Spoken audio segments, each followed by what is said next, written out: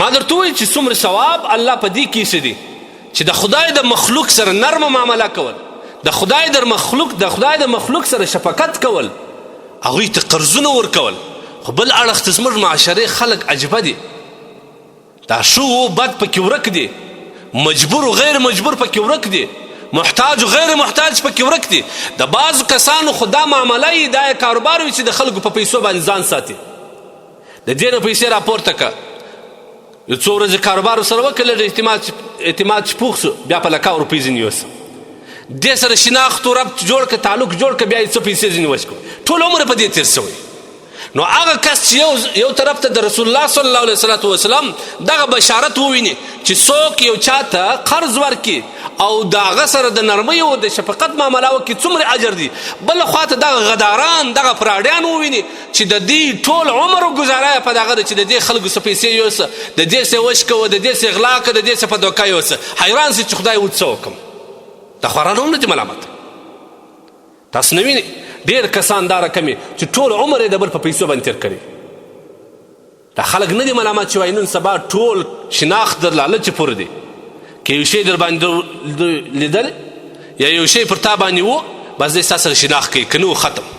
او واقعا هم دغه رقم دا شناخت ښي سلام کلام رب تعلق اخر یو څو روپۍ ځینې وغورځي ولاړ سي، بیا ټلیفون هم بند کړي، هغه علاقه هم بدله کړي. دا ډېر غټ تاوان دی. دا بعض کسان به دا د ځان دپاره ګټه بولي چې یاره نن مې بیا 1 لک روپۍ راپورته کړه، نن مې بیا 1 لک راپورته کړه، نن مې دا وکړه. دا واوره قسم په بالله چې د یوې روپۍ حساب ورکړي، دا د آخرت او د دنیا غټ نقصان دی. د دنیا غټ نقصان دا دی چې ستا هغه آزاد ژوند به تا ته په قید کې سي، ته به بېچینه یې، تا ته به سکون نه وي، هر ځای چې ګزاره کوې پټ پټ به ګرځې، غلی غلی به ګرځې، پر سر به دې پټو اچولي چې داسې نه وي چې اوس مې یو پوروړی در غاړه ونیسه. ولې؟ دا ستا خپل عمل دی، دا ستا خپل کردار دی، دا دی د دنیا بېچینې سوه، دا دی د دنیا عذاب دی. د آخرت عذاب دا دی. ما مخکې هم درته ویلي چې نبي علیه صلات وسلام وایي مفلس هغه دی چې ښه نیک اعمال یې راوړي، عملنامه یې د نیکو اعمالو ډکوي، لیکن ده ته پوروړي په دنیا کې راځي، د دنیا پوروړي په آخرت کې ورته راځي، ځینې وړي الله جل جلاله د ده نیکي هغو ته د پور په عوض کې ورکوي، اخر به دغه کس جهنم ته ځي، هغه د ده پوروړي به جنت ته ځي. نو کومه ګټه دې راوړه؟ د نس یا دا انسان ژوند دا په لوږ هم تېرېږي، دا په تند هم تېرېږي، دا په مسکرت هم تېرېږي، خو آخرت مه برباد. قرآن کې الله وایي ولا تأکلوا اموالکم، تاسو یو تر بله خپل مالونه په باطل په ناحقه توګه مه سره خورئ. دا حرام دی، دا خو ته ګټه بولې، دا ګټه نه ده. نبي علیه صلات وسلام لعنت ویلی دی. نبی علیه السلام ملعون هغه کس باندې لعنت ویل سوی دی کوم کس چې د مسلمان حق خوري یا مسلمان ته په دې تکلیف رسوي چې د حق وړي، په دې باندې لعنت ویل سوی دی.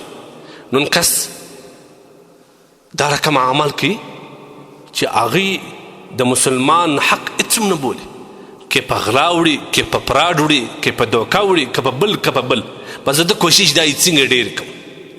حال دا دی چې دا ډېرې غلطې پایلې لري، دا د دنیا او آخرت تر خرابوي. په دنیا کې د ژوند داسې ژوند وي لکه د حیوان ژوند به لا بر تا باندې شي، هغه خو په اطمینان په سکون کې ته به بېچینه او بېسکونه. دا څه شي دی؟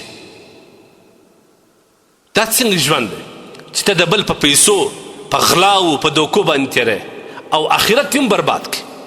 لہذا په کار دا ده هر هغه مسلمان چې خپل ژوند ولري په دنیا کې په ژوند کې د یوې روپۍ اوا د بل مسلمان د حق دا ونه لري، یوه روپۍ ونه خوري. دغه یوه روپۍ چې د قیامت په ورځ د دې په عوض کې ستاسو یوه نیکي یوسي او په هغه یوه نیکي باندې ته ماندای جنت ته نه ځې، بیا به ته د کومې خوا پیدا کوې چې پلار ته ورسې، ورور ته ورسې، خپلې مېرمنې ته ورسې، اولاد ته ورسې، قسم په خدای کې یوه نیکي له درکړي. حال دا دی دغه پیسې به تا په دغه ورونو خوړلې وي، په دغه بچیانو به دې خوړلي، په دغه پلار به دې خوړلي، لیکن د آخرت په ورځ به دغه پلار چې دغه پیسې تا په دې خوړلې، دغه زامن چې دغه پیسې تا په دې خوړلې، تا ته یوې نیکۍ دپاره هم مخامخ کې نسي راکړلی. داسې زغلي به قرآن دا وایي یوم یفر المرء، زغلي به د ورور څه به زغلي، د پلاره به زغلي، د لور څه به زغلي، د مور څه به زغلي، د مېرمن څه به زغلي، چې داسې نه د نیکۍ مطالبه راسره وکړي. نو ولې په دنیا کې د 100 روپو په خاطر باندې موږ خپل آخرت تباه کړو. آخرت نه لرې، مرګ نه لرې. نبي علیه الصلاة والسلام د هغه چا جنازه نه کول چې په چا به پور باندې و. نن ته د چا پور د ځان دپاره غنیمت بولې، د یو مسلمان پیسې د ځان دپاره یو قسم بیداري بولې. دا بیداري د غنیمت بیا به تا ته په قبر کې هم در معلومه سي او په آخرت کې به هم در معلومه سي.